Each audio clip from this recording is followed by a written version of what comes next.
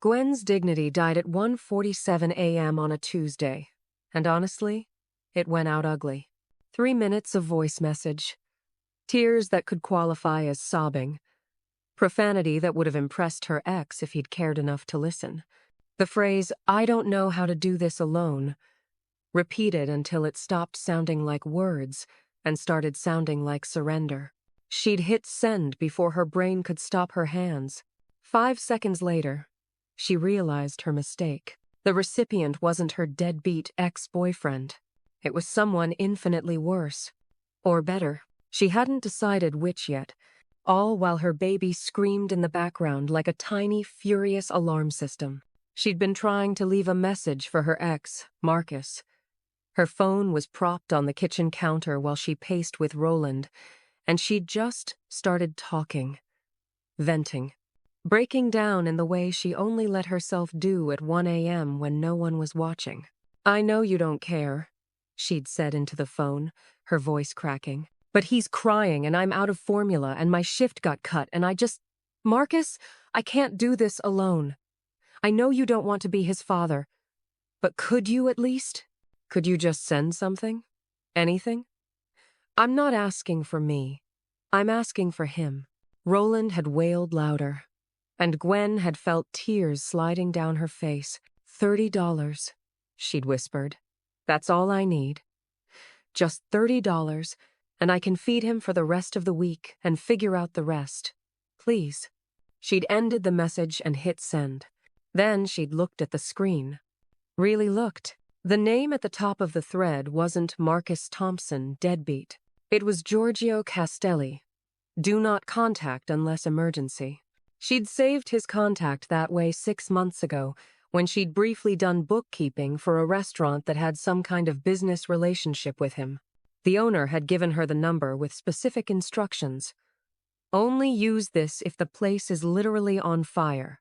And she'd just sent him a 3-minute voice message of her crying, begging for $30, with her baby screaming in the background. "No," she breathed. "No, no, no." She tried to delete the message, but voice messages couldn't be unsent. They just existed. Out there, in the universe, in Giorgio Castelli's phone. Okay, she thought, trying to control her breathing. Maybe he won't listen to it. Maybe he'll just delete it. Maybe. Her phone rang. The screen showed, "Giorgio Castelli. Do not contact unless emergency." Gwen's entire body went cold. He was calling her. At 1:51 a.m., after receiving her disaster voice message, for a long moment, she just stared at the ringing phone, paralyzed with equal parts terror and confusion. Then, because Roland was still crying and her brain had officially given up on self-preservation, she answered. "Hello? Is he still crying?" The voice was male, accented, and far calmer than it had any right to be. Gwen blinked. "I what?"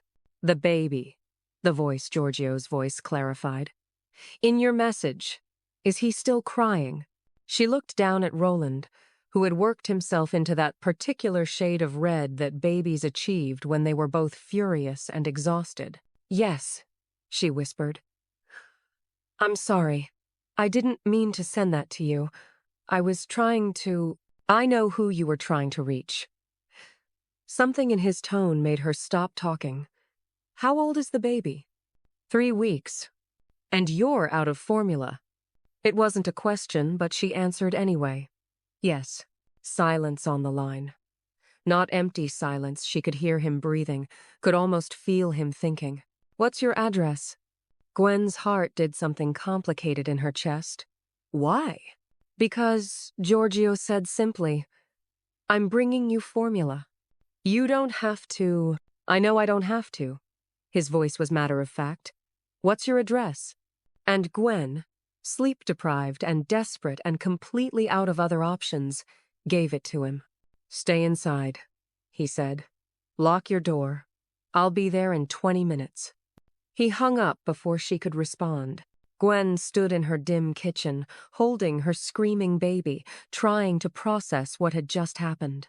A mafia boss, an actual, real-life, dangerous person, was bringing her baby formula because she'd accidentally sent him a crying voice message meant for her deadbeat ex. "Roland," she whispered to her son, "your mother's life has officially become a plot that no one would believe."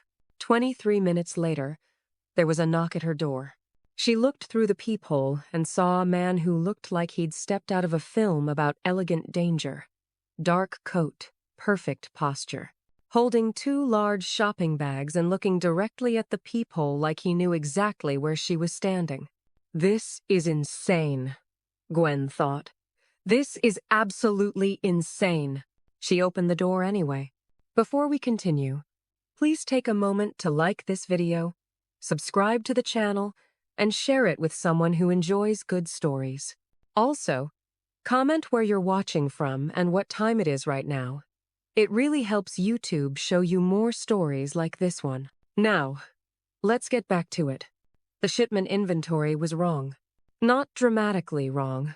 Just wrong enough that it meant someone in the supply chain was either incompetent or stealing. Giorgio needed to determine which before deciding how to handle it. He was reviewing spreadsheets in his study when his phone rang. Unknown number, but it came through on his private line, the one connected to business contacts. He almost didn't answer. But something made him check the notification.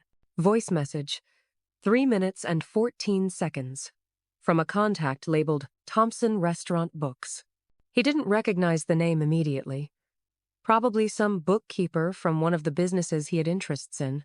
They rarely contacted him directly unless something was seriously wrong. He tapped play. The message started with crying. Not subtle crying, the kind of crying that came from someone who'd hit their breaking point. A woman's voice, shaky and exhausted. "I know you don't care, but he's crying and I'm out of formula." There was a baby screaming in the background. Not fussy crying, desperate crying. Giorgio sat forward in his chair. The woman kept talking, begging, apologizing, breaking. $30 for formula, working alone. The father gone. The baby's cries got louder.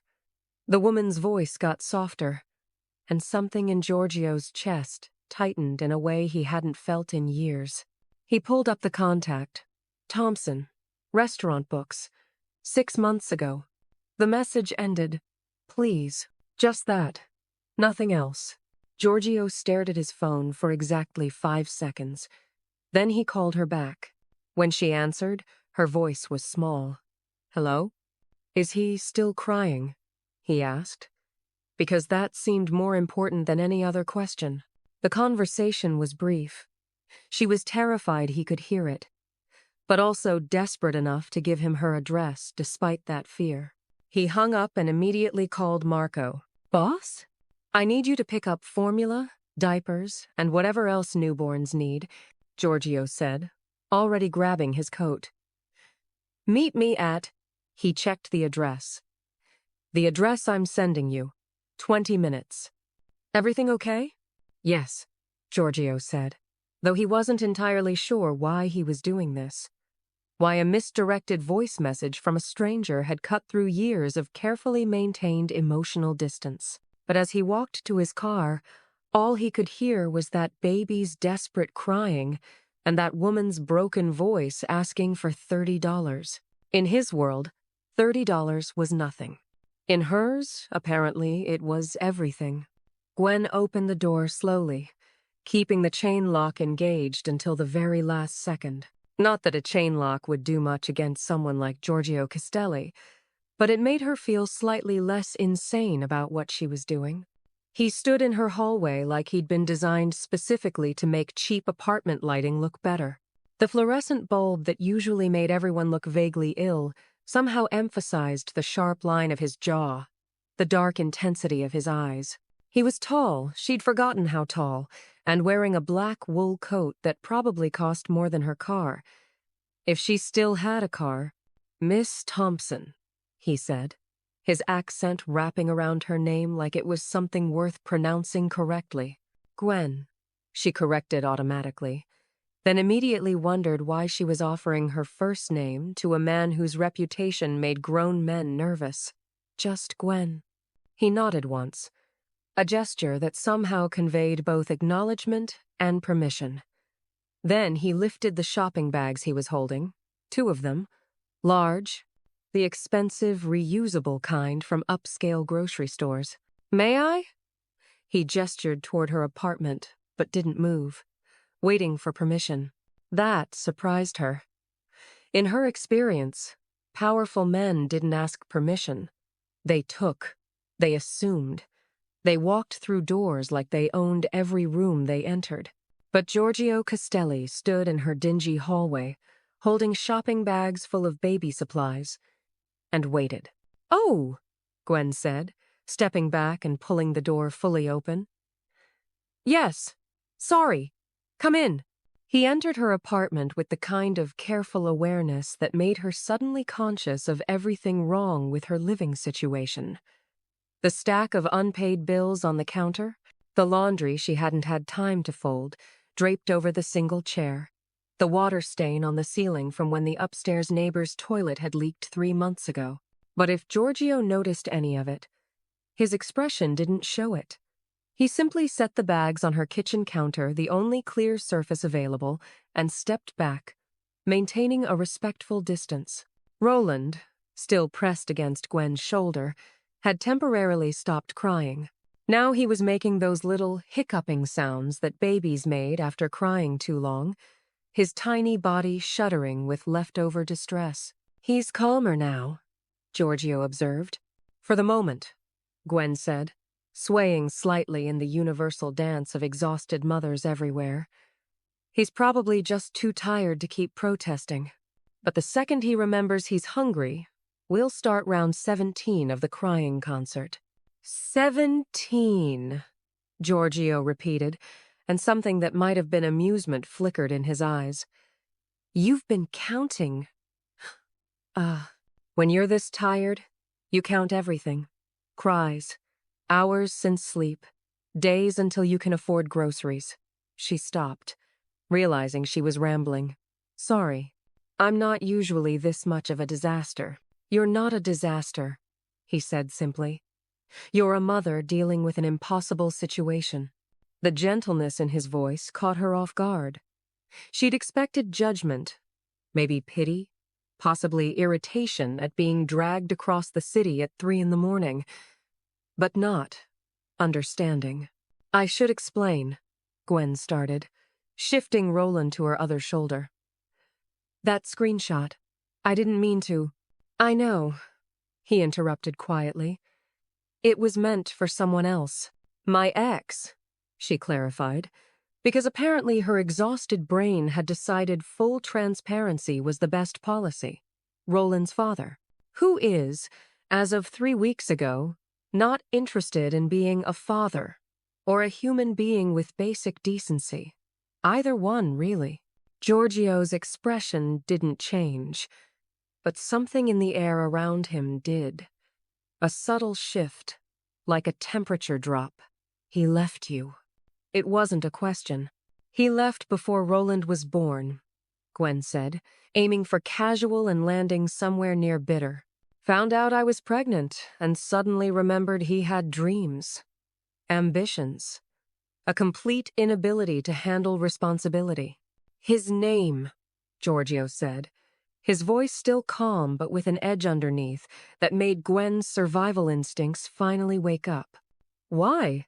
she asked carefully. "Because men who abandon their children should be reminded of their obligations." There was something almost conversational about the way he said it, like he was discussing the weather, not implying whatever it was he was implying. Gwen readjusted Roland again, using the movement to buy herself thinking time. "That's really not necessary. I don't want money from him. I just want—" She stopped, not sure how to finish that sentence. What did she want? For Marcus to suddenly become a different person? For the past 9 months to rewind so she could make different choices? "You want your son to be safe and fed," Giorgio finished for her. "That's not unreasonable." He pulled items from the bags as he spoke. Formula containers, 3 of them, different brands, a package of bottles, still in plastic, diapers in the size Roland currently needed, baby wipes, something that looked like diaper rash cream. Gwen stared at the counter as it filled with supplies. "This is too much." "It's what was available at the 24-hour store," he said, still unpacking. "I wasn't sure which formula brand, so Marco grabbed several. If there's a specific kind that works better." "Who's Marco?" "Someone who works with me." He pulled out the last item, a soft blanket with elephants on it, and set it down with surprising gentleness. He has 3 children. He knew what to bring. The blanket was what broke something loose in Gwen's chest. Not the formula, not the diapers, not even the late-night drive across the city. The blanket. The thoughtfulness of it. The acknowledgement that babies needed more than just food, they needed comfort. She felt tears building and absolutely refused to let them fall.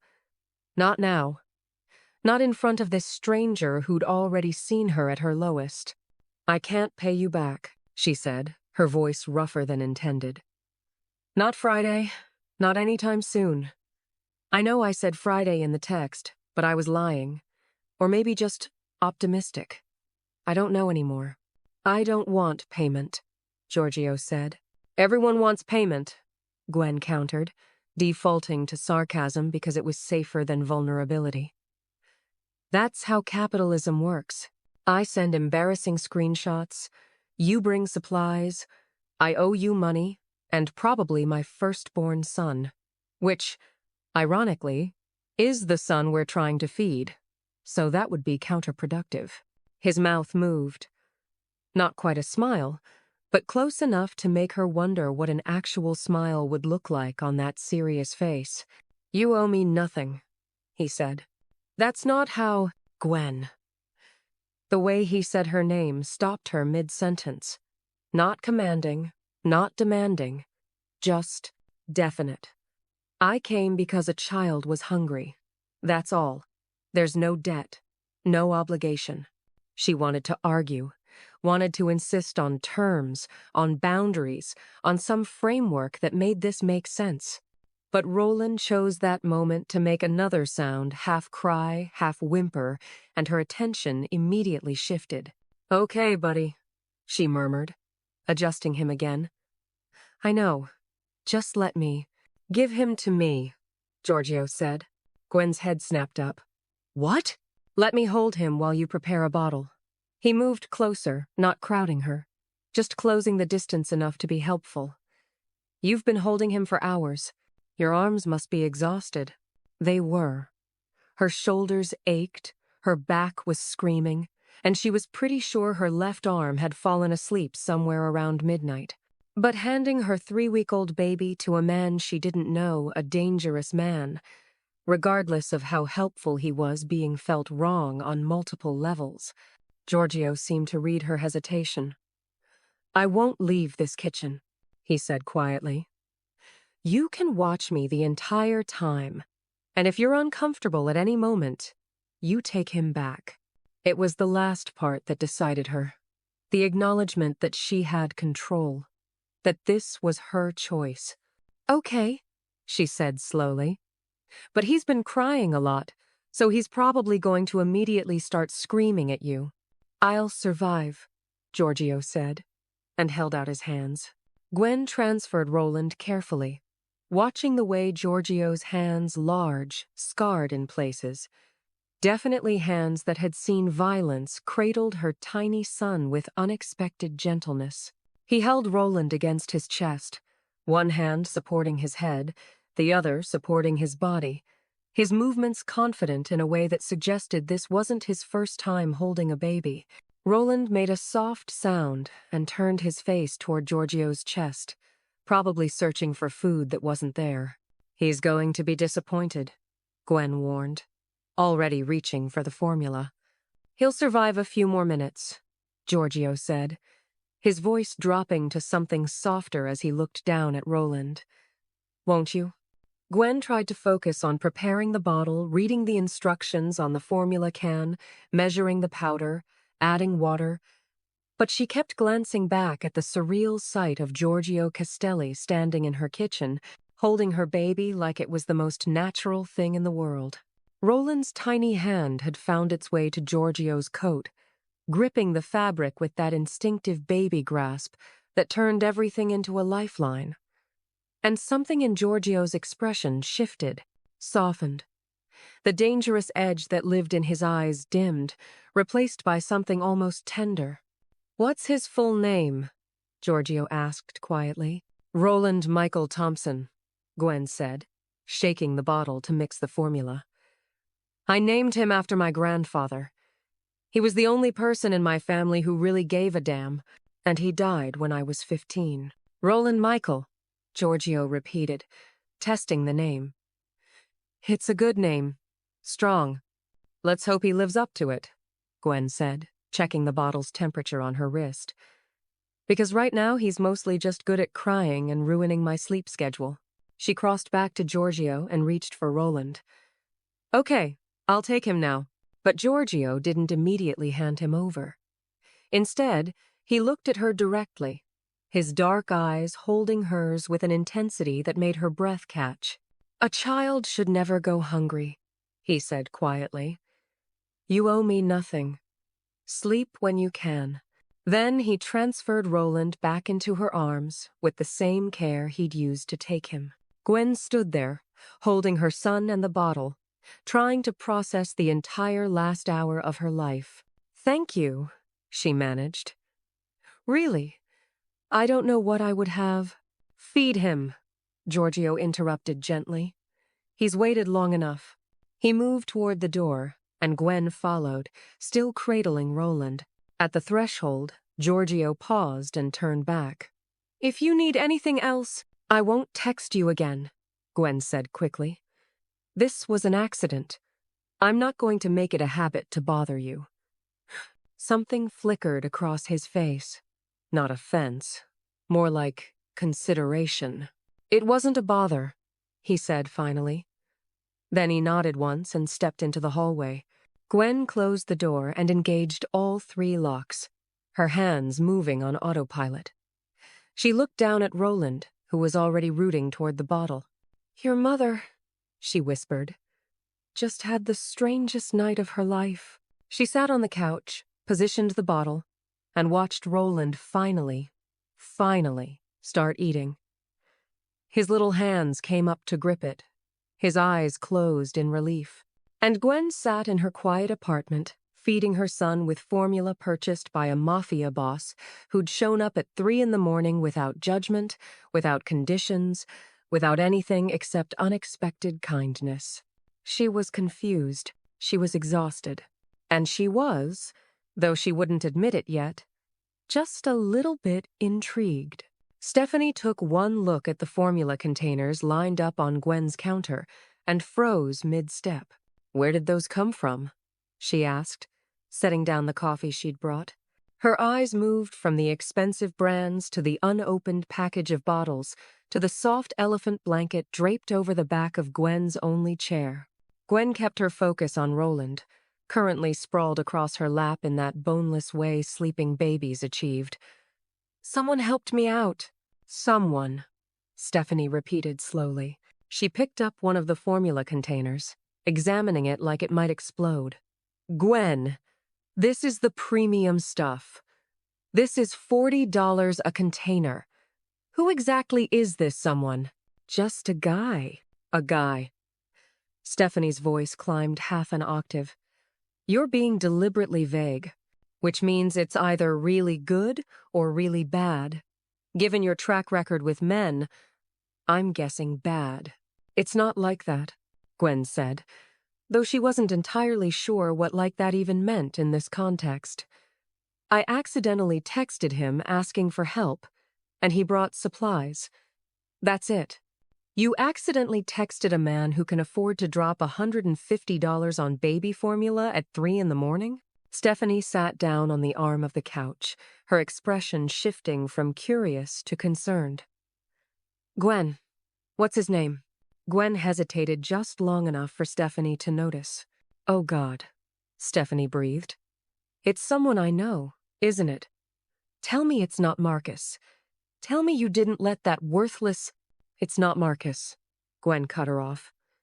"It's Giorgio Castelli." The silence that followed was the kind that had weight to it. Physical, suffocating. Stephanie stood up slowly. "Please tell me you're joking." "I'm not. Giorgio Castelli.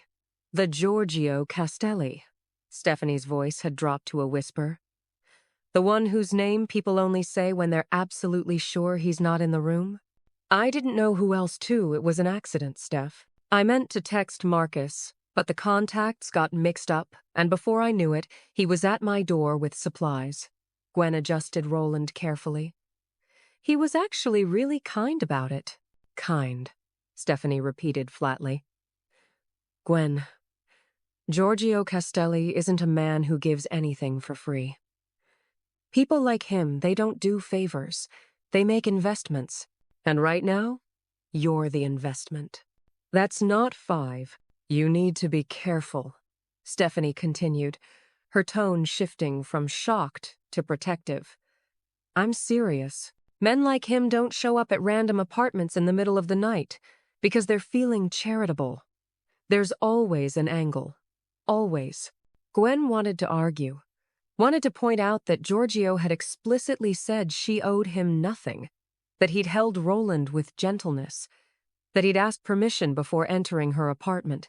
But Stephanie's words lodged themselves somewhere in her chest anyway, sharp and uncomfortable. "I know what I'm doing," Gwen said quietly.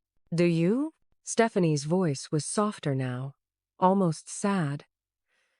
"Because from where I'm sitting, it looks like you're so desperate for help that you're willing to ignore every red flag in the book." Roland stirred against Gwen's chest, making a small sound in his sleep. She rubbed his back automatically, the gesture so practiced now it didn't require thought. "He's not going to ask for anything," Gwen said, though she wasn't sure if she was trying to convince Stephanie or herself. "It was just a moment of kindness, that's all." Stephanie looked like she wanted to say more, but eventually just shook her head. "I hope you're right. I really do." After Stephanie left, Gwen tried to focus on normal things. Laundry, dishes, the email from her supervisor about picking up an extra shift next week. But Stephanie's warning kept circling back, persistent and uncomfortable. Giorgio Castelli isn't a man who gives anything for free. Her phone buzzed on the counter. "Giorgio C. Did Roland eat today?" Gwen stared at the message for a long moment. It was simple, direct, the kind of question that didn't have layers or ulterior motives. She typed back, "Yes. Thank you again for the formula." The response came quickly. "Giorgio C. Good." That was it. Just one word. No demands. No requests for repayment. No angles. Gwen set her phone down and tried to convince herself that Stephanie was wrong. The message came 2 days later, in the middle of Roland's afternoon fussy period. "Giorgio C. How is he sleeping?" Gwen looked down at Roland, who was currently fighting sleep with the determination of someone twice his size and 10 times his age. She typed, "He's not. We're both operating on spite and stubbornness at this point." Giorgio C. That's normal for his age. You sound like you've done this before. Giorgio C. I have a niece. She didn't sleep through the night until she was 4 months old. Gwen found herself smiling at her phone, which felt dangerously close to something she shouldn't be doing. Only 4 more months to go then. Great. Giorgio C. You'll survive. Will I, though? Giorgio C. Yes. The certainty in that single word settled something in her chest, like an anchor, like permission to believe that maybe, possibly, she would actually make it through this impossible phase. The texts became routine after that. Not daily, but regular enough that Gwen stopped being surprised when her phone lit up with his name. "Did you eat today?" he asked on Thursday. "Does coffee count as a meal?" she replied. Giorgio C. No. Then no. 20 minutes later, there was a knock at her door. A delivery person stood there holding a bag from a restaurant Gwen had never been able to afford. Real food. Warm. Prepared by someone who wasn't her. The note inside read, Eat. G. Gwen tried to feel manipulated. Tried to summon the suspicion Stephanie had planted. But all she felt was fed. Across the city, in an office that overlooked everything, Giorgio sat at a mahogany desk, while 3 men explained why a shipment had been delayed. Their reasons were weak. Excuses dressed up as explanations. Fix it, Giorgio said, his voice carrying the kind of cold authority that made grown men reconsider their life choices. You have 48 hours. If the shipment isn't where it needs to be by then, I'll find people who can actually do their jobs. The men nodded quickly and left without another word. Vince, leaning against the doorframe, waited until they were gone before speaking. You're in a mood. I'm always in a mood, Giorgio replied, returning his attention to the documents in front of him. Numbers, territories, the endless logistics of running an empire that couldn't be discussed in polite company. Fair point. Vince moved into the office, closing the door behind him. But you've been different this week. Distracted. I'm not distracted. You checked your phone 6 times during that meeting. Giorgio looked up sharply. Your point? No point, Vince said mildly. Just an observation. Giorgio's phone buzzed on the desk. He reached for it automatically, then caught Vince's knowing look. Don't, Giorgio warned. Didn't say anything, Vince replied, but he was smiling. The message was from Gwen. No words, just a photo. Roland, wearing a onesie that said, I'm cute, Mom's exhausted. His tiny face scrunched up in what might have been a smile, or might have been gas. Below the photo, accidentally sent this to you instead of Stephanie. Apparently, I only know how to text the wrong people. Story of my life.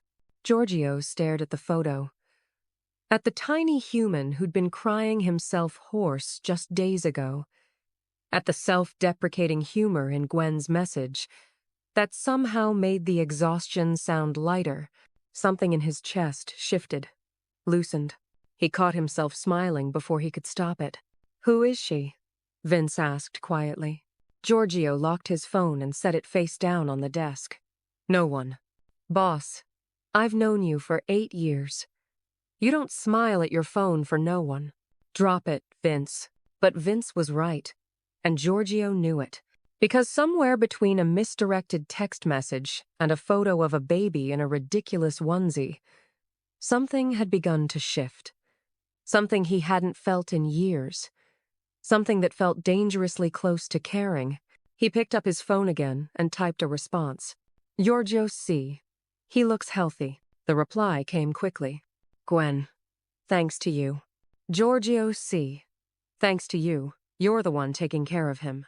Gwen, I'm the one keeping him alive.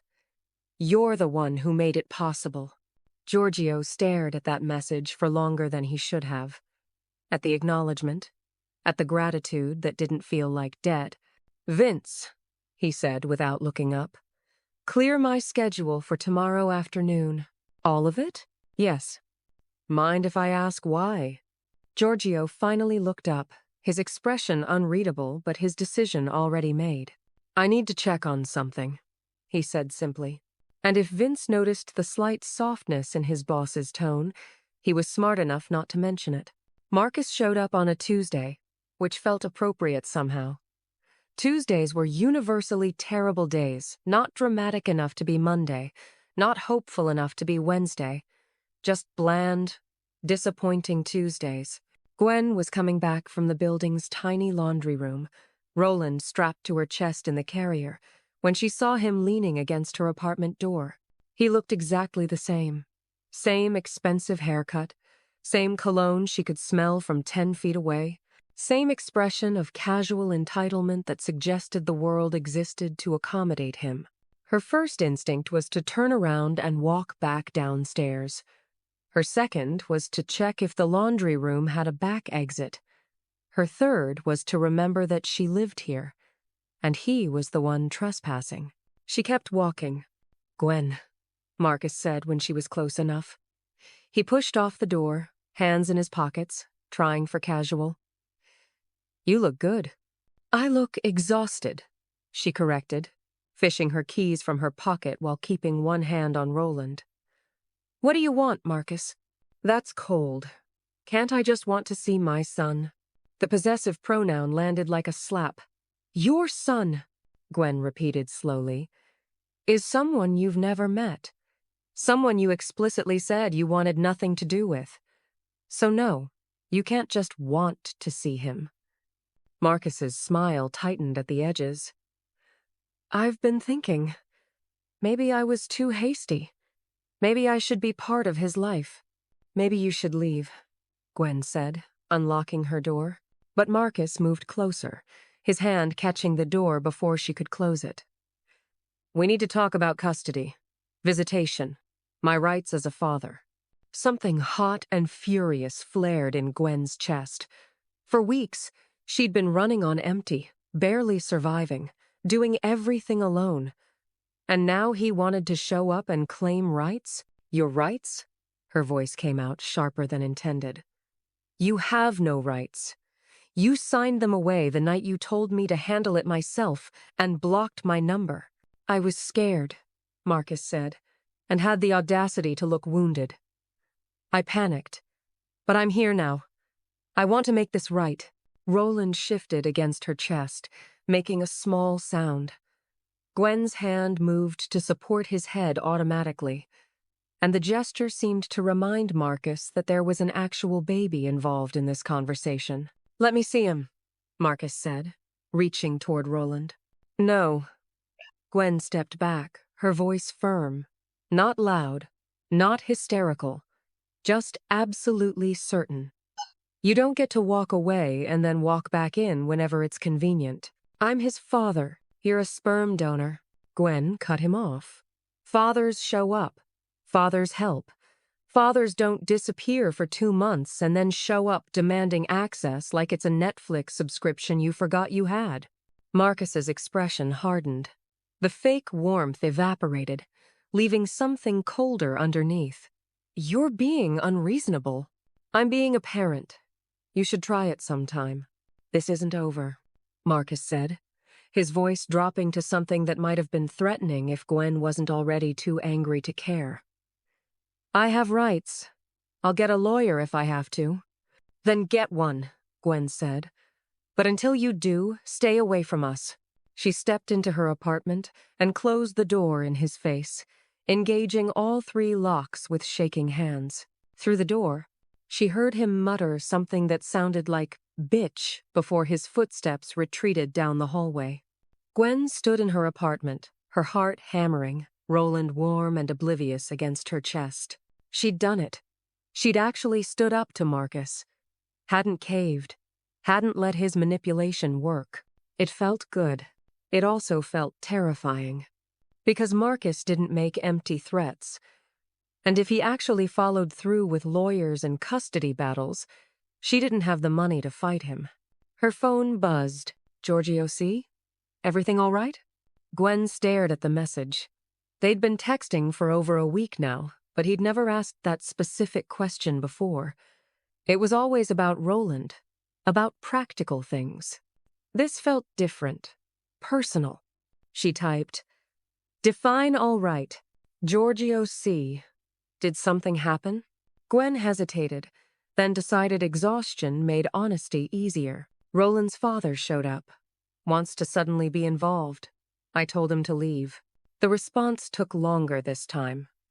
When it came, it was just 2 words. Giorgio C. His name. Gwen's thumb hovered over the keyboard. Something about the way he'd asked, calm, direct, but with an undercurrent she couldn't quite identify, made her pause. "Why?" "Giorgio C." "Because men who abandon children and then show up making demands need to be reminded of boundaries. I handled it. Giorgio C. I know you did, but I'd still like his name. There was something in that phrasing I'd like that made it feel less like a demand and more like a request, like he was asking permission rather than taking control. Gwen typed, Marcus Thompson. But seriously, I don't need you to do anything. I can handle him. Giorgio C. I know you can. That should have been the end of it. But 10 minutes later, her phone rang. Giorgio's name on the screen. She answered. Hello? Marcus Thompson, Giorgio said without preamble. Works for Sal Moretti. Gwen frowned, shifting Roland to her other shoulder.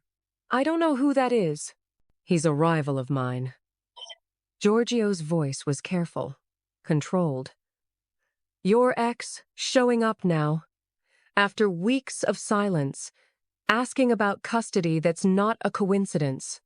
Something cold settled in Gwen's stomach. What are you saying? I'm saying that someone knows we've been in contact, and they're using your ex to get leverage. That's insane. How would anyone even know? Gwen stopped. Thought about the past week. The texts, the food deliveries, the fact that Giorgio Castelli had shown up at her apartment multiple times. In his world, people noticed things like that. This is my fault, Giorgio said quietly. I should have been more careful. I should have realized that helping you would put you on their radar. Stop, Gwen said, her voice firmer than she felt. You didn't do anything wrong. You helped me when I needed it. That's not something to apologize for. Silence on the line. Then, I'm sending protection. What? No. 2 men. They'll stay nearby, just in case Marcus or anyone else tries to make contact. Giorgio, I don't need bodyguards. Everyone needs protection. He cut her off, his tone leaving no room for argument. But I don't leave babies unprotected, especially not when the danger exists because of me. Gwen sat down slowly on her couch, Roland warm against her chest, trying to process what was happening. I accidentally texted you asking for formula. That's all this was supposed to be. I know. And now I'm apparently in the middle of some kind of mob war I didn't even know existed. I'm sorry, Giorgio said, and he sounded like he meant it. But I won't let anyone use you or Roland to get to me. The men I'm sending, they're discreet. You won't even notice them most of the time. And if I say no, then I'll respect that, Giorgio said. But I'm asking you not to. There it was again. Asking. Not demanding. Not controlling. Just requesting that she let him help. Gwen closed her eyes. Thought about Marcus's face in her hallway. About the cold way he'd looked at her when she'd refused him. About the fact that she was completely alone in this apartment with a newborn baby and no backup plan. Okay, she said quietly. But I'm not happy about it. You don't have to be happy, Giorgio replied. You just have to be safe. After they hung up, Gwen sat in the quiet apartment, watching Roland sleep against her chest. His face was peaceful, completely unaware that his mother had somehow stumbled into a situation that belonged in movies, not real life. Her phone buzzed again. Giorgio C. The men will be in place within the hour. If you need anything at all, you call me. Understood? Gwen looked at the message for a long moment. At the care embedded in that demand. At the way he'd said, I don't leave babies unprotected like it was a fundamental law of his universe. She typed back, understood. And for the first time since Marcus had appeared at her door, she felt something close to safe. Not because she was weak. Not because she needed rescuing, but because someone was watching. Someone who'd shown up when she needed help and kept showing up ever since. Someone she was starting to trust. Despite every warning she'd been given. Gwen looked down at Roland and whispered, Your mom is either making the best decision or the worst mistake of her life. I really hope it's the first one. Roland yawned and stretched, completely unbothered. Outside her window, Two men in dark coats took position at opposite ends of her street. And across the city, in an office overlooking everything, Giorgio made a phone call that would ensure Marcus Thompson understood exactly what happened to men who threatened things that didn't belong to them. Giorgio showed up on Thursday evening with takeout and no warning. Gwen answered the door in sweatpants and a shirt that had spit up on the shoulder. She'd stopped noticing these things around day 3 of motherhood and found him standing there with bags that smelled like actual food prepared by professionals. "You can't keep feeding me," she said, even as she stepped aside to let him in. "I can," he replied simply, setting the bags on her counter. "And I will. That's not... I appreciate it, but you've done enough." Gwen gestured vaguely at her apartment, at the formula stocked in her cabinet, at the fact that she'd eaten real meals for the past week. "You don't have to keep checking on us." Giorgio turned to look at her, his dark eyes steady. "I know I don't have to. I want to." The simplicity of that statement shouldn't have made her stomach flutter, but it did anyway. Roland chose that moment to start fussing from his spot in the bassinet, and Gwen moved automatically to pick him up. "Let me," Giorgio said, crossing the small space in 3 strides. Gwen watched as he lifted Roland with practiced ease, cradling him against his chest with one hand supporting his head, the other supporting his small body. Roland made a sound half protest, half curiosity, and turned his face into Giorgio's shirt. "He's going to drool on your very expensive suit," Gwen warned. "It's just a suit," Giorgio said, his attention on Roland. He swayed slightly, that universal motion that parents and non-parents alike somehow knew to do with babies. "Aren't you, Roland? You don't care about expensive things. You just want to be held." Roland made another sound, softer this time, and his tiny hand found Giorgio's tie. Gwen should have been focused on unpacking the food. Instead, she found herself watching the way Giorgio moved with her son. Gentle, patient. Like holding a baby was the most natural thing in the world for a man who commanded fear with a look. "You're really good with him," she said quietly. "I've had practice." "Your niece?" Giorgio nodded, still swaying. "Sophia. She's 7 now.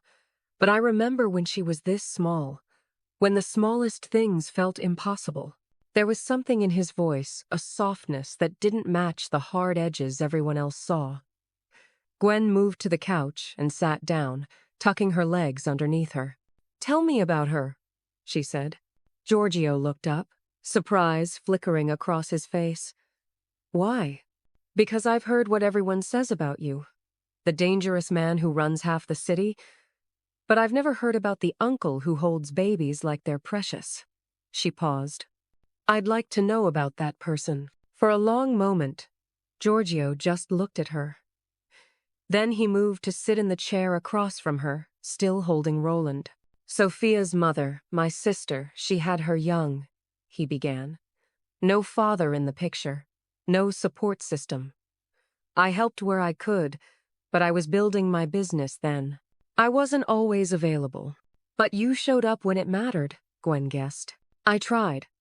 His hand moved across Roland's back in slow circles. "Sophia used to have nightmares. She'd wake up screaming, and her mother would be so exhausted she couldn't calm her down fast enough. So I'd come over, hold her until she fell back asleep." Gwen's chest tightened at the image. "That's why you're so good at this." "That's why I understand what it's like," Giorgio corrected. "To be a single parent. To feel like you're drowning and everyone's just watching from the shore." The honesty in his voice made something shift in the air between them. Less guarded, more real. "My brother would have been good at this too," Giorgio said quietly, his eyes still on Roland. "Better than me, probably." He was softer, kinder. The past tense registered immediately. Gwen's breath caught. "Was?" "Antonio." Giorgio's jaw tightened slightly. "He was younger, 16 when he died. Wrong place, wrong time, Wrong people who thought shooting a kid would send a message. Giorgio, I'm so sorry. It was a long time ago, he said, though the weight in his voice suggested time hadn't made it lighter. But it's why I do what I do now. Why I built the protections I have. Why I don't tolerate threats against children. Understanding clicked into place. All of it. The way he'd shown up without hesitation. The way he'd asked about Roland before anything else. The absolute certainty in his voice when he'd said, I don't leave babies unprotected. He would have been an uncle, Gwen said softly. Your brother. Giorgio looked up at her, and something in his expression cracked open. Just for a moment. Just enough for her to see the grief underneath. Yes, he said simply. Roland had fallen asleep against his chest, tiny face, peaceful, one small fist clutching Giorgio's tie like a lifeline. Gwen stood slowly and moved to sit on the arm of Giorgio's chair, looking down at her sleeping son. He trusts you, she whispered. Roland, he doesn't do that with many people. He's a good judge of character, Giorgio replied, and there was the slightest hint of amusement in his voice. Or he's 3 weeks old and can't judge anything yet, Gwen countered. That too, she laughed quietly, so she wouldn't wake Roland and caught the way Giorgio's mouth curved upward. Not quite a smile, but close. Closer than she'd seen before. You should do that more often, she said without thinking. Do what? Almost smile. It suits you. Giorgio's eyes met hers, and suddenly the distance between them felt very small. He was close enough that she could see the different shades of brown in his irises, could smell his cologne mixed with the baby powder scent that now clung to everyone who held Roland. You make it easier, he said quietly. Make what easier? Forgetting the rest of it. The business. The violence. All the things I do that I can't undo. His gaze held hers. When I'm here, with you and Roland, it's just simpler. Gwen's heart did something complicated in her chest. That's because we're boring. Our most exciting activity is trying to figure out if that sound he made was gas or actual contentment. It was gas, Giorgio said. How do you know? Because content sounds different, more settled. That was definitely gas. Gwen laughed again, and this time Giorgio's almost smile became an actual one. Small, brief, but real. Roland stirred slightly, his face scrunching up, and then impossibly his mouth curved into what might have been a smile. Did he just? Gwen started. He smiled. Giorgio confirmed, his voice dropping to something amazed. Look at that. The books say it's probably just gas. It's not gas, Giorgio said with absolute certainty. He shifted slightly, bringing his face closer to Roland's. Then, without warning, he made a face eyebrows raised, mouth in an exaggerated O. Roland's eyes opened slightly, focused on Giorgio, and then clearly, unmistakably, smiled again. A real smile. The first one Gwen had ever seen. Oh my God, she breathed. He actually smiled at you. He has excellent taste, Giorgio said, making the face again. This time, Roland made a sound that was almost a giggle. Not quite, but close enough to make Gwen's heart squeeze. I can't believe this, she said, leaning closer to see Roland's face better. His first smile, and it's not even for me. It's for you. He's known me less time. I'm still novel, Giorgio said, but there was something warm in his voice. Something that sounded dangerously close to affection. Gwen found herself inches from Giorgio's shoulder, close enough that if she shifted slightly, she'd be pressed against him. The thought came automatically. I feel safe when he's here. Not because she was weak, not because she needed saving, but because Giorgio showed up. Because he held her son like he was precious. Because he'd lost his own brother and decided that meant protecting other people's children. Because underneath all the danger and power and violence that made up his world, there was a man who made funny faces to make babies smile. "Thank you," she said quietly. "For all of this. For showing up when you didn't have to. For caring when no one else did." Giorgio turned his head slightly, and suddenly they were very close. His eyes searched hers, and Gwen forgot how to breathe. "It's not hard to care about you, Gwen," he said, his voice low and certain. The air between them felt charged, significant, like standing at the edge of something she couldn't name but felt in her chest. Roland made another sound, definitely gas this time, and the moment broke. Giorgio looked back down at the baby, his expression softening again. "He's going to need changing soon." "Probably," Gwen agreed, not moving. "You should eat while he's sleeping." "I should," but neither of them moved. They just sat there, close together in the small apartment, with a sleeping baby between them and something unnamed but undeniable growing in the space where fear used to be. It happened on a Wednesday afternoon, in broad daylight, while Gwen was walking back from the corner store with Roland strapped to her chest. She'd only gone 2 blocks, just needed diapers and milk, had convinced herself that Giorgio's guards were being overly cautious, that Marcus wouldn't actually try anything, that she was safe in her own neighborhood in the middle of the day. She was wrong. The black SUV pulled up alongside her so smoothly she almost didn't notice it, almost kept walking. But something made her glance over some instinct that had been sharpened by weeks of being on edge. 2 men got out, neither one bothered with pretense. "Miss Thompson," the taller one said, his voice polite in a way that made her skin crawl. "We need you to come with us." Gwen's hand immediately went to Roland's back, protective and automatic. "I don't think so." "It wasn't a request," the second man said, moving to block her path. Her heart hammered against her ribs, loud enough that she was sure they could hear it. The street wasn't empty, there were people walking, cars passing, but everyone seemed suddenly very far away. "I'm not going anywhere," Gwen said, trying to keep her voice steady. "And you need to back off." The tall man sighed like she was being inconvenient. "We don't want to hurt you. We just need the baby." The words landed like ice water. "The baby is leverage," the second man added, almost conversationally. "Nothing personal, but Castelli cares about you and the kid, which means Moretti can use you. Simple business." Gwen took a step backward, both hands now wrapped around Roland. "You're not touching him. Don't make this difficult," the tall man said, reaching for her. Gwen screamed. Not a polite scream, not a startled one. The kind of scream that came from every maternal instinct she possessed, raw and desperate and loud enough to shatter glass. "Help! Someone help!"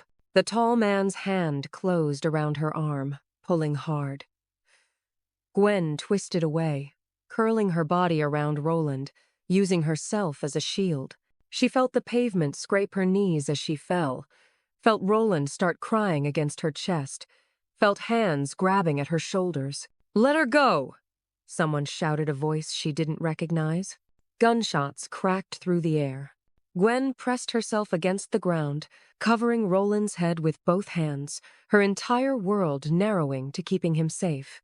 She could hear shouting, the sound of bodies hitting concrete, more gunshots that made her ears ring. Then strong hands were on her shoulders, different hands, gentler, pulling her upright. "Mrs. Thompson, we need to move," a man said urgently. She recognized him vaguely, one of Giorgio's guards, the one who'd been stationed across the street. "Can you walk?" Gwen nodded, though her legs felt like water. The guard Marco, she remembered, kept one hand on her elbow, guiding her toward a car that had appeared out of nowhere. Behind them, she could hear the violent sounds of the confrontation still happening. Breaking glass, shouting, the sick sound of fists hitting flesh. "Roland!" she gasped, her hands checking him frantically. "Is he?" "He's crying, which means he's breathing." Marco said, opening the car door. Get in. Boss is 2 minutes out. Gwen slid into the back seat, her entire body shaking. Roland was screaming now, full lunged, terrified screaming that she'd never heard from him before. It's okay, baby, she whispered, her voice breaking. You're okay. Mama's here. You're safe. But he wasn't safe. Neither of them were, because she'd convinced herself that a trip to the corner store was harmless, that the danger wasn't real, that she could handle this on her own. The car door on the other side opened, and suddenly Giorgio was there. He looked at her for exactly 1 second, taking in her scraped knees, her shaking hands, Roland screaming, and something in his expression cracked open. Are you hurt? His voice was rough, barely controlled. I don't know, Gwen stammered. They tried to take him. They said he was leverage, and they tried to... Giorgio reached for her, pulling her against his chest with a gentleness that contradicted the fury in his eyes. One arm wrapped around her, the other cupped the back of Roland's head. You're safe now, he said into her hair. Both of you. I've got you.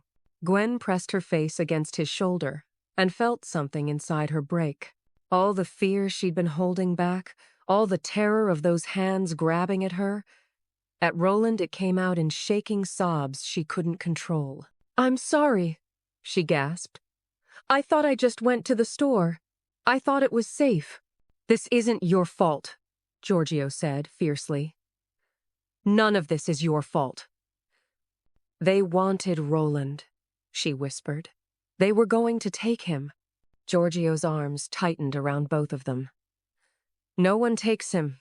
No one. Do you understand me? Through the car window, Gwen could see Marco talking to another guard, both of them looking tense. The 2 men who'd tried to grab her were on the ground, unmoving. She looked away quickly. Did they? Are they? They're alive, Giorgio said. But they won't forget what happens when you threaten things that belong to me. Gwen should have been frightened by the cold certainty in his voice, should have been reminded that this man was dangerous, that his world was violent, that she'd stumbled into something she didn't understand.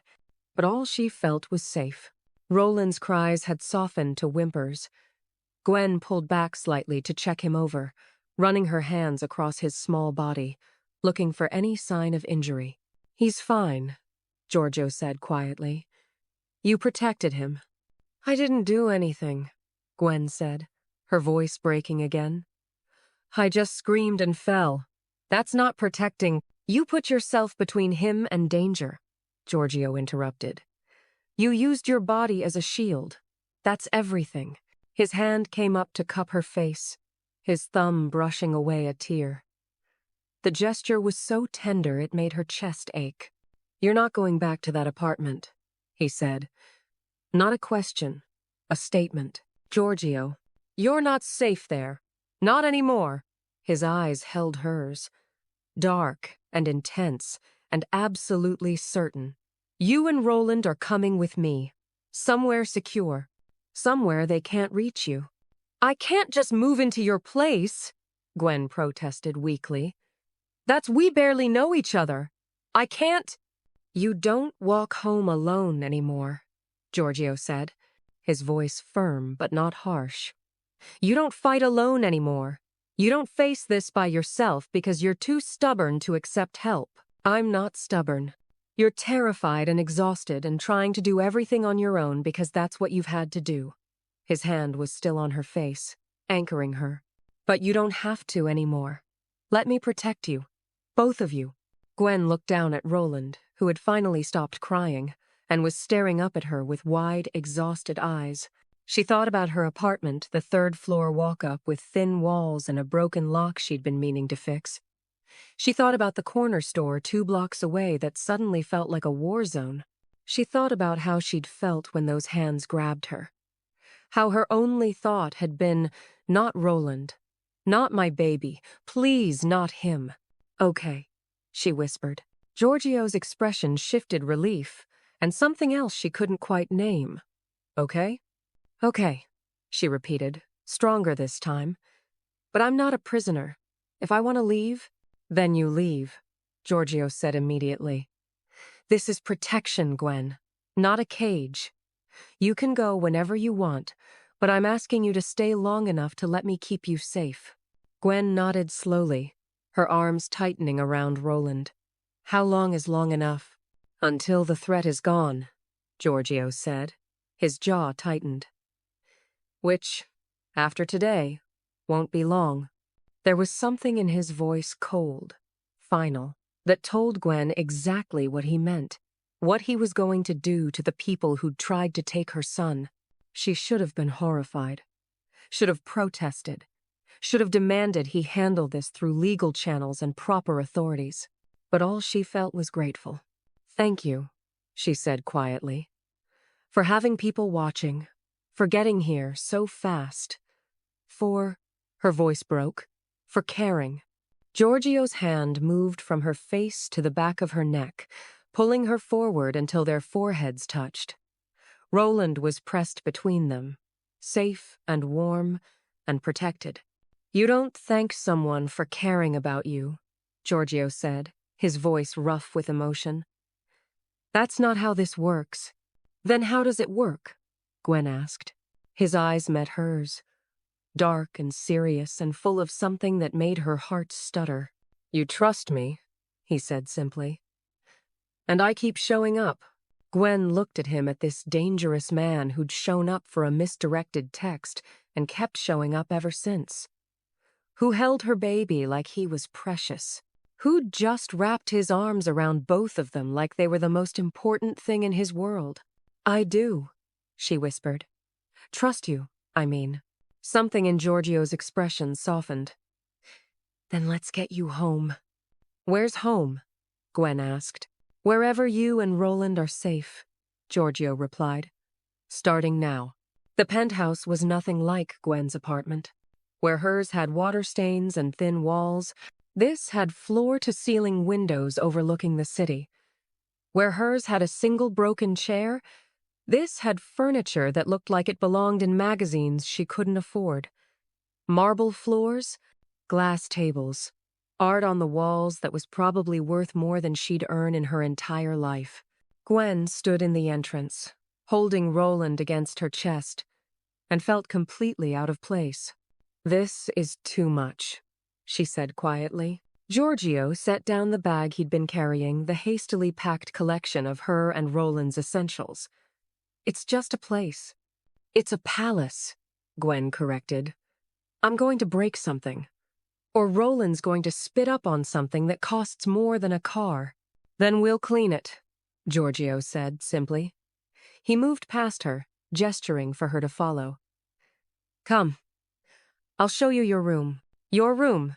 Not the guest room or where you'll be staying. Just hers.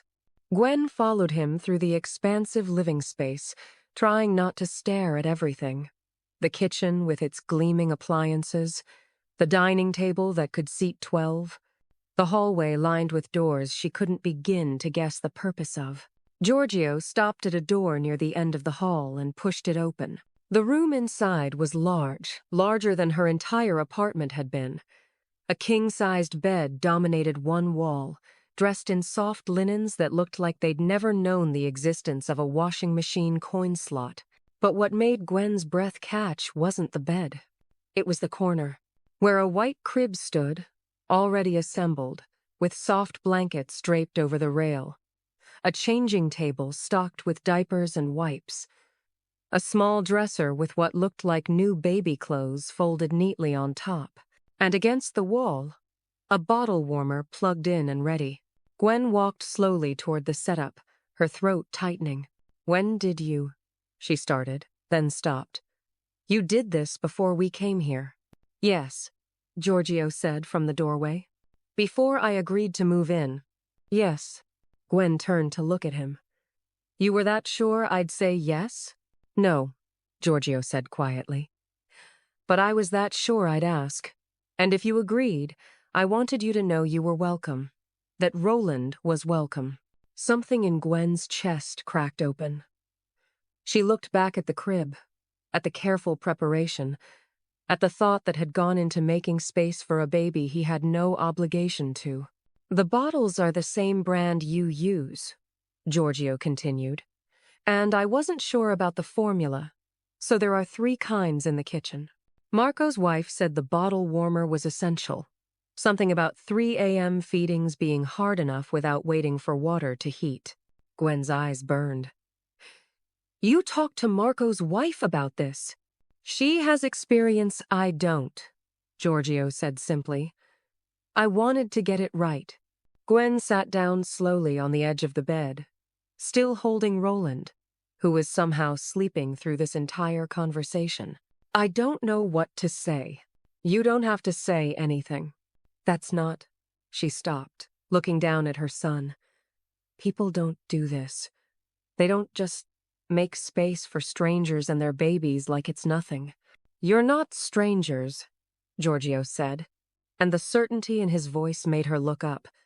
"Not anymore." Their eyes met across the room, and Gwen felt something shift, something that had been building since that first night when he'd shown up with formula, since he'd held Roland like he mattered, since he'd wrapped his arms around both of them in that car and promised they were safe. "Thank you," she whispered. Giorgio nodded once, then stepped back toward the door. "I'll let you settle in, if you need anything." "I'll ask," Gwen finished. "I know." He paused in the doorway, his hand on the frame. "You're safe here, Gwen. Both of you. I need you to believe that." "I do," she said, and meant it. The first few days were an adjustment. Gwen woke up in a bed that didn't creak, in a room that didn't share walls with neighbors who fought at 2 a.m. She fed Roland in a chair by the window, watching the city wake up stories below, and tried to reconcile this reality with the one she'd been living just days ago. Giorgio gave her space, didn't hover, didn't make her feel like a guest in his home. He worked from his office most days, the door closed, his voice occasionally audible through the walls when he was on phone calls she definitely wasn't supposed to hear. But in the mornings, he was there. The first time Gwen walked into the kitchen to find him making coffee, she'd frozen in the doorway. "I didn't know you cooked," she'd said. "I don't cook," Giorgio had replied, sliding a cup toward her. "I make coffee and order food. Those are my 2 skills." "Impressive range," Gwen had said, taking the cup. The coffee was perfect, strong but not bitter. Exactly how she liked it, though she'd never told him. He'd noticed anyway. These morning moments became routine. Gwen would settle Roland in the portable bassinet Giorgio had acquired from somewhere, and they'd sit at the kitchen island with their coffee, talking about nothing important.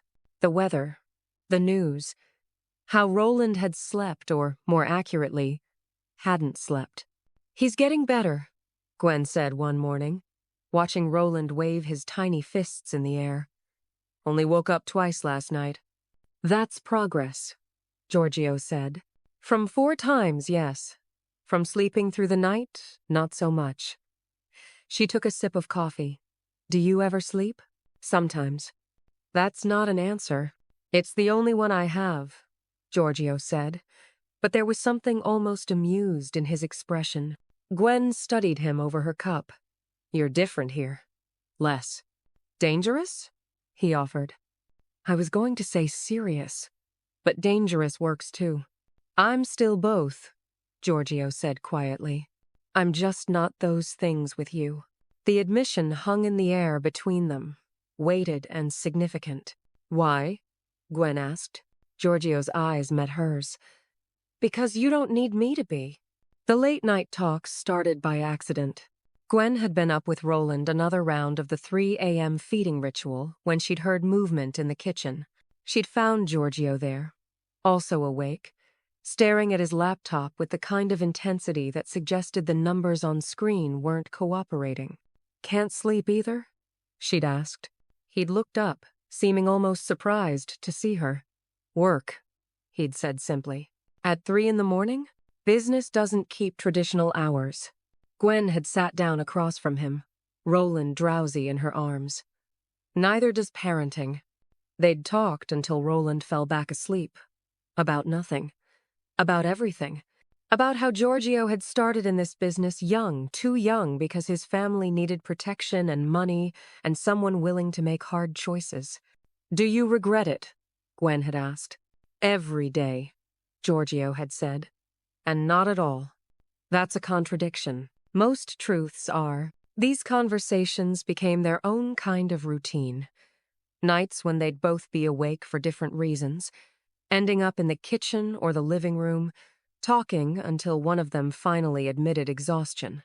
It was during one of these talks that Gwen realized she'd never felt this comfortable with anyone. Not her ex, not even Stephanie, who knew almost everything about her. With Giorgio, she could just be. Exhausted, and honest, and messy, and real. "I've never had this before," she admitted one night, when it was just them and the city lights and Roland sleeping peacefully in her arms. "Had what?" Giorgio asked. "Someone who shows up." Gwen looked down at Roland, her fingers tracing his tiny features. "Marcus made promises, said he'd be there. But the second things got hard, he left. And before him, there were other guys who said the right things but never actually stayed." She looked up at Giorgio, finding him watching her with an intensity that made her breath catch. "I've never felt chosen before," she said quietly. "Not really. Not like this. Not like someone actually wanted me around, baby and all the mess that comes with it." Giorgio set down the glass he'd been holding, stood slowly, crossed the distance between them until he was close enough that she could see the different shades of brown in his eyes. "You are chosen," he said, his voice low and certain. "Every day, every moment you're here. That's not going to change." Gwen's heart hammered in her chest. Giorgio. He reached out, his hand cupping her face with the gentleness she'd come to expect from him. His thumb brushed across her cheekbone, and Gwen forgot how to breathe. They were so close. Close enough that she could feel the warmth of him, could smell his cologne, could see the way his gaze dropped to her mouth. This was it, the moment. The kiss that had been building between them for weeks. But then Roland shifted in her arms, making a small sound, and reality snapped back into place. Giorgio stepped back, his hand dropping, his expression shifting to something more controlled. "You should sleep," he said quietly. "While he's sleeping." "Right," Gwen managed, her voice barely steady. "Sleep. Good idea." She stood, cradling Roland carefully, and moved toward the hallway. At the door, she paused and looked back. Giorgio was watching her, his expression unreadable, but his eyes full of something that made her chest ache. "Good night, Giorgio," she whispered. "Good night, Gwen." She went to her room, in his home, where he'd made space for her and her son, and lay in bed staring at the ceiling. Her heart was still racing. Her lips still tingled with anticipation of a kiss that hadn't happened. And somewhere in the living room, she knew Giorgio was awake too, probably thinking the same thing. They'd almost crossed a line tonight, and Gwen realized, as she finally drifted towards sleep, that she wanted to cross it. Wanted to know what it felt like to be kissed by someone who showed up, who chose her, who made space in his dangerous, complicated world for her and her baby. Soon, she promised herself. But not yet. Not until she was sure this was real, that he meant it, that choosing her wasn't just about protection or obligation or some misplaced sense of duty. She needed it to be real, because she was already falling. And if she fell, she needed to know he'd catch her. It was raining the night everything changed. Gwen stood by the floor-to-ceiling windows in the living room, watching water stream down the glass, distorting the city lights into abstract patterns. Roland was asleep in his crib, actually asleep, for more than an hour straight, which felt like a minor miracle. She should have been sleeping too, taking advantage of the quiet, but her mind wouldn't settle. "You're thinking too loud," Giorgio's voice came from behind her. Gwen turned to find him standing in the doorway, still dressed despite the late hour.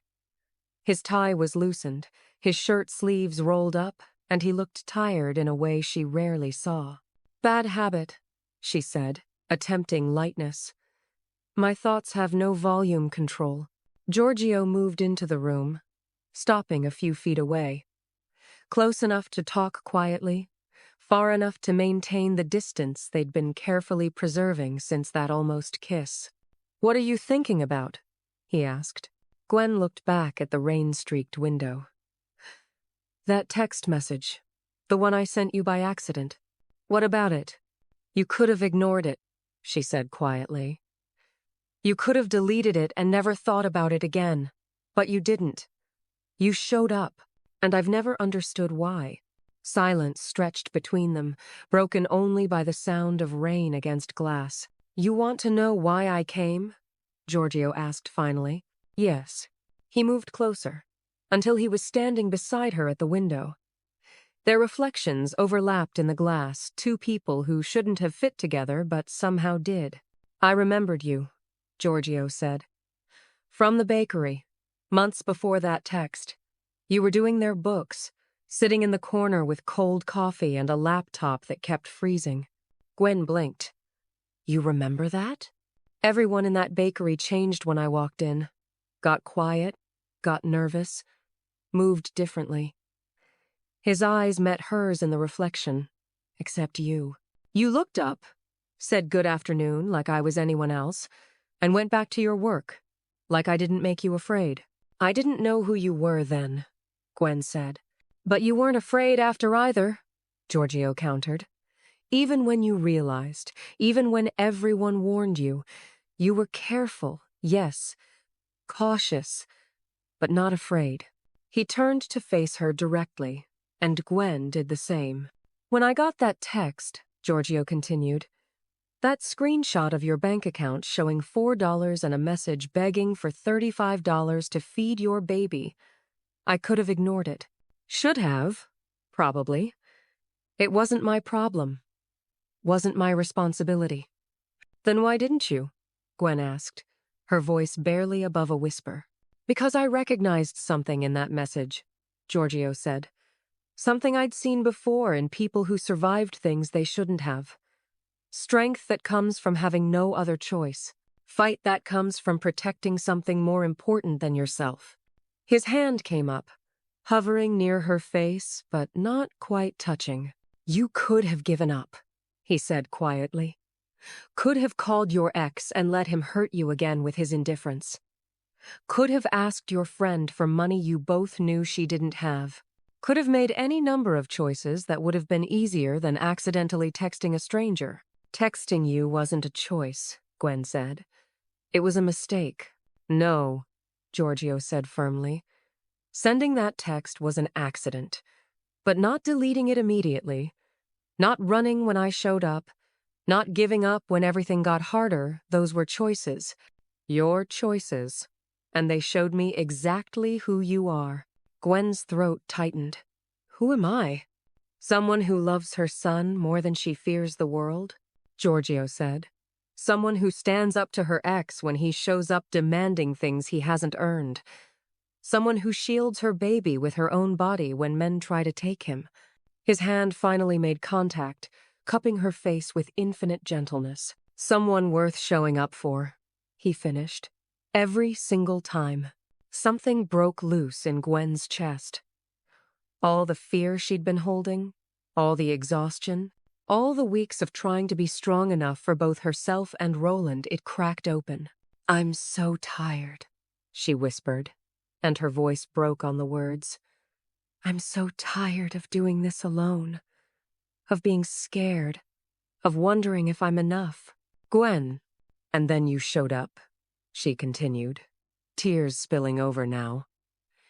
"You just kept showing up, with formula and food and protection and space for us in your home. And I don't understand it. I don't understand why you care." "Because you matter," Giorgio said simply, his thumb brushing away her tears. "You and Roland. You matter to me." "Why?" Gwen asked, her voice raw. We're nobody. We're just— You're not nobody, Giorgio interrupted, his voice fierce despite its softness. You're someone who fought for her child when the world made it impossible. You're someone who asked for help, even though it terrified you. You're someone who sees past what I do and sees who I am. His forehead touched hers, and Gwen's breath caught. Let me be the one who shows up, Gwen, he said quietly. Not because you need saving, not because I pity you, but because when I'm with you and Roland, I remember what I'm protecting, why any of this matters. Gwen's hands came up to rest on his chest, feeling his heartbeat under her palms. Steady, strong, real. I'm falling for you, she admitted, the words tumbling out before she could stop them.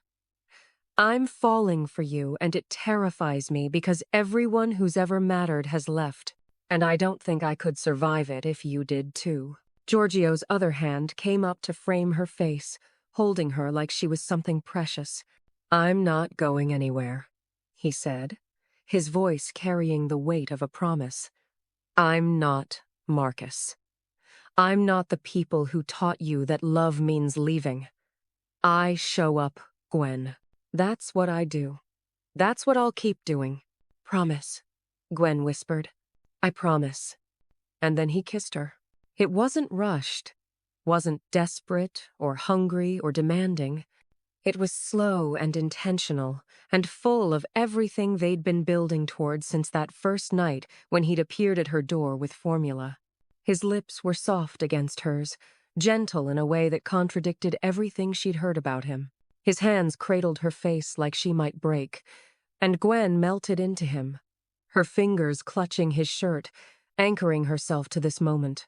The kiss deepened gradually, naturally, like they had all the time in the world. Like this was just the beginning of something neither of them wanted to rush. When they finally pulled apart, Giorgio rested his forehead against hers again, both of them breathing a little harder. I've wanted to do that for weeks, he admitted quietly. Gwen laughed a soft, slightly shaky sound. Why didn't you? Because I needed you to know it wasn't about gratitude or obligation or some misguided sense of protection. His eyes opened, meeting hers. I needed you to know this is real, that you're choosing this, choosing me. I am, Gwen said, her voice steady despite the tears still wet on her cheeks. Choosing you, I mean. I am. Giorgio smiled a real smile, the kind she'd only seen glimpses of before, and kissed her again. Softer this time, briefer. A promise rather than a question. Come here, he said, guiding her to the couch. They sat down together, and Giorgio pulled her against his side, his arm around her shoulders. Gwen tucked herself into him, feeling safe in a way she'd never experienced before. Tell me something, she said after a moment of comfortable silence.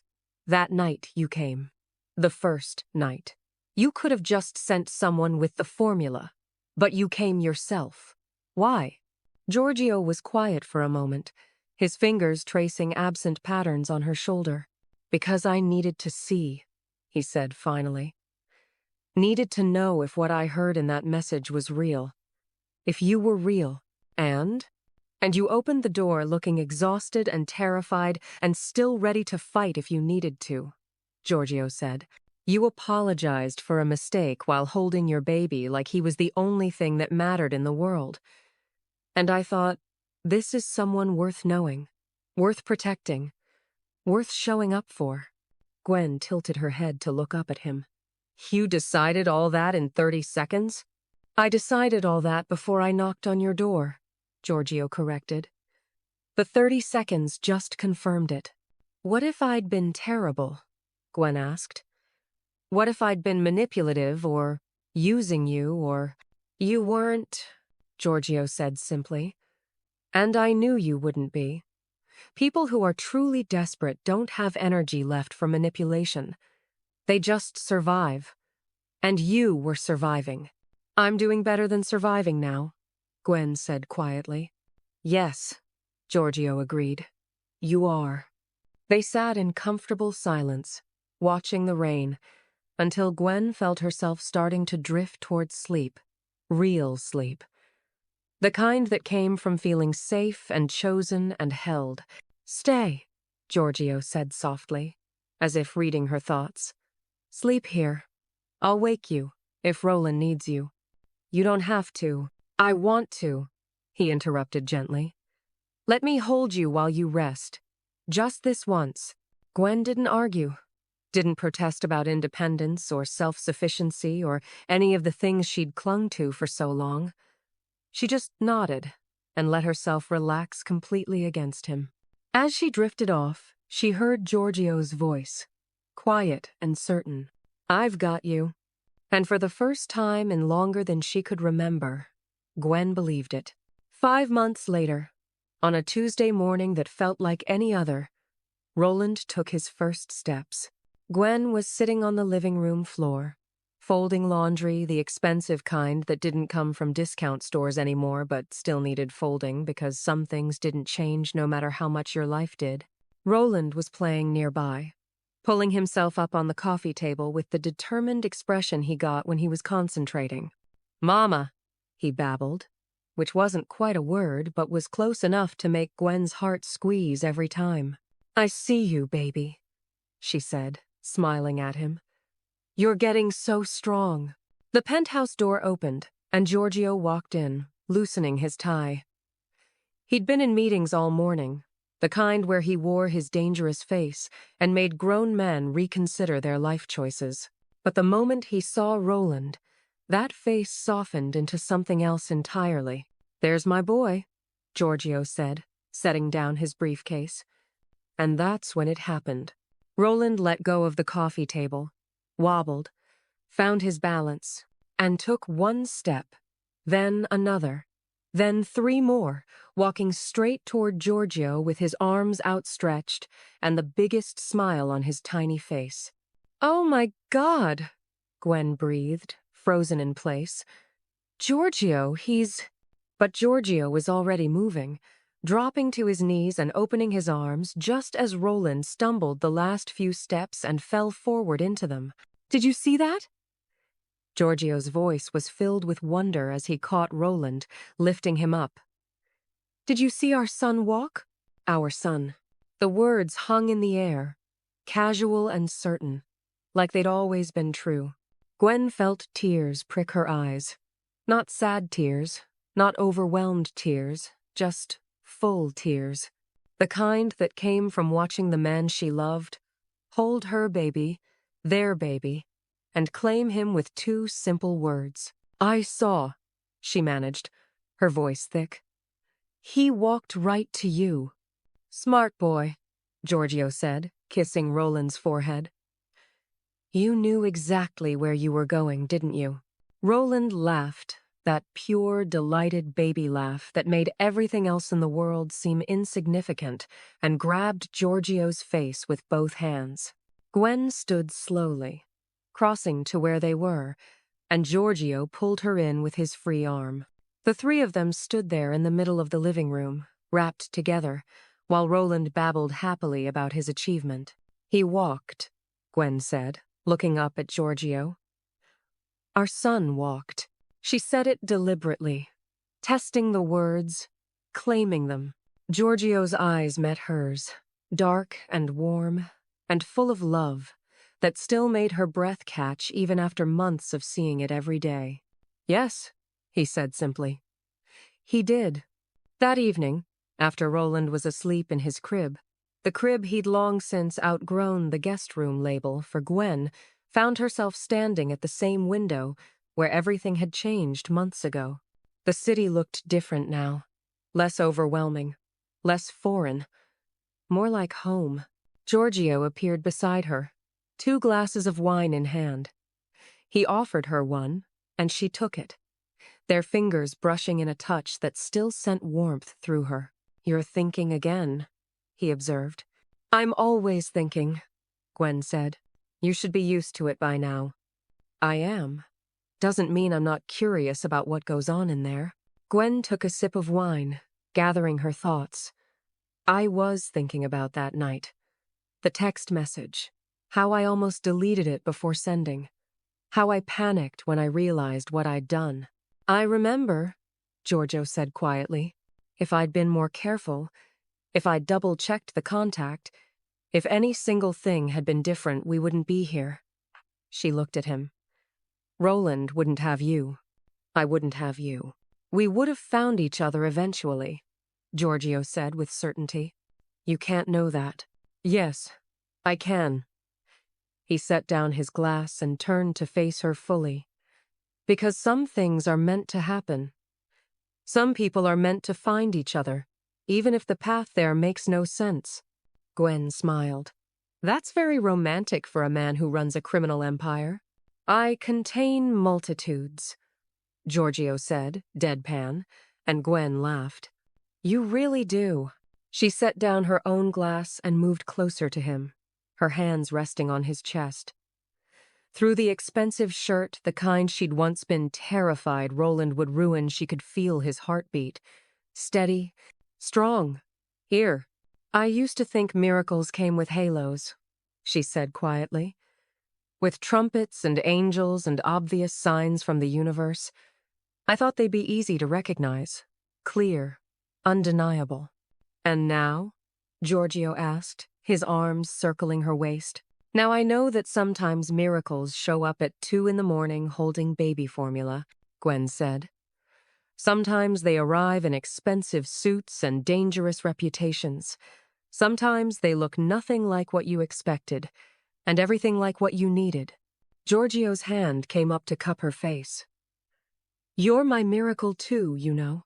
I'm just a single mom who can't work her phone contacts, Gwen said, but her voice was soft.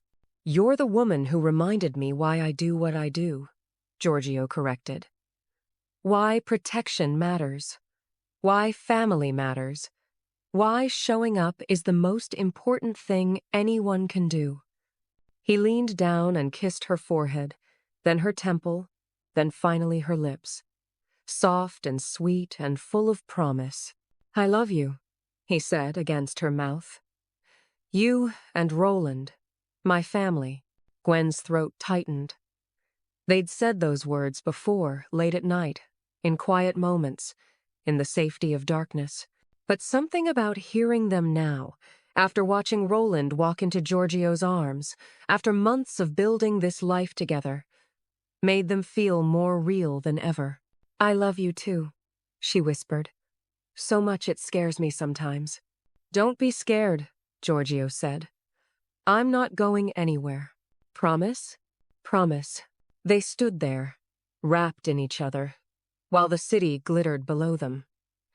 Gwen thought about the apartment she'd left behind, the one with thin walls and broken locks and the constant fear of not being enough. She thought about Marcus, who'd shown up demanding rights he'd never earned and then disappeared again when Giorgio's people made it clear he wasn't welcome. She thought about Stephanie, who'd been wrong about debts and leverage but right about one thing. Giorgio Castelli wasn't a man who gave anything for free. But some debts weren't owed in fear. Some debts were repaid in love, in showing up, in making space, in calling someone else's child our son like it was the simplest truth in the world. Come to bed, Giorgio said softly. Before Roland wakes up and we lose our chance at actual sleep. Gwen let him lead her toward the bedroom, their bedroom now, with her clothes in the closet and her books on the nightstand, and her life tangled so completely with his that she couldn't remember where one ended and the other began. In the nursery, Roland slept peacefully, dreaming baby dreams about walking and playing and being loved by two people who would move mountains to keep him safe. And in the morning, they'd do it all again. The coffee, the breakfast, the ordinary magic of being a family. Not a traditional family. Not the kind that came from bloodlines or legal documents or any of the usual ways, but a family made, not found. Built from a mistake that turned into a miracle. From a text message sent in desperation and answered with kindness. From a man who could have ignored her but didn't. From a woman who could have given up but wouldn't. From a baby who needed love and found it in the most unexpected place. As Gwen drifted toward sleep, tucked against Giorgio's side with his arm around her and the sound of Roland's soft breathing through the baby monitor, she thought about debt one last time. She'd started this owing $35 for formula. She'd ended it with everything that mattered. And somewhere in the math of the universe, that felt exactly right. Epilogue. 6 months later. Again! Roland shrieked, running across the living room on legs that had gotten steadier with each passing day. Giorgio caught him mid-run, lifting him into the air while Roland squealed with delight. Again! You're going to wear me out, buddy. Again! Again! Roland insisted, because at 13 months old, he'd discovered the power of repetition and planned to use it for everything. Gwen watched from the doorway, her hand resting on the small swell of her stomach. Not obvious yet, not showing, but there, real, growing. She and Giorgio had found out 3 days ago, had stared at the pregnancy test together while Roland napped, both of them silent with wonder. We're having another baby, Gwen had whispered. We are, Giorgio had confirmed, then kissed her like she was the most precious thing he'd ever held. Now, watching him play with Roland, she tried to imagine 2 children, tried to picture their family growing, tried to reconcile this reality with the terrified single mother she'd been a year ago. What are you smiling about? Giorgio asked, noticing her in the doorway. Everything, Gwen said honestly. Absolutely everything. She crossed to them, kissing Roland's cheek, and then Giorgio's mouth. I'm going to tell him soon, she said quietly. About the baby. He won't understand, Giorgio said, but he was smiling. He will eventually, Gwen said. And when he does, we'll tell him the whole story. About how we met. About the text message. About how families can be built in the strangest ways. And about how his mother saved me as much as I saved her, Giorgio added. We saved each other, Gwen corrected.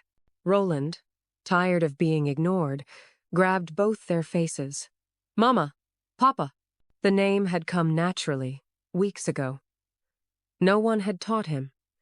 He'd just started calling Giorgio Papa one day, and never stopped. Giorgio had cried privately, in their bathroom where he thought no one could see but Gwen had seen, had held him while he composed himself, had whispered that he'd earned that name through every single moment he'd shown up. Yes, baby, Gwen said to Roland now. Mama and Papa are right here. Here, Roland agreed, satisfied, and rested his head on Giorgio's shoulder. They stood there, the 3 of them soon to be 4 in the home they'd built from accident and intention and love fierce enough to rewrite both their lives. And Gwen knew, with absolute certainty, that she'd send that text message again, would make that same mistake, would choose this man and this life and this family every single time, because some debts weren't owed in fear. They were repaid in love, and she was the richest woman in the world. The end.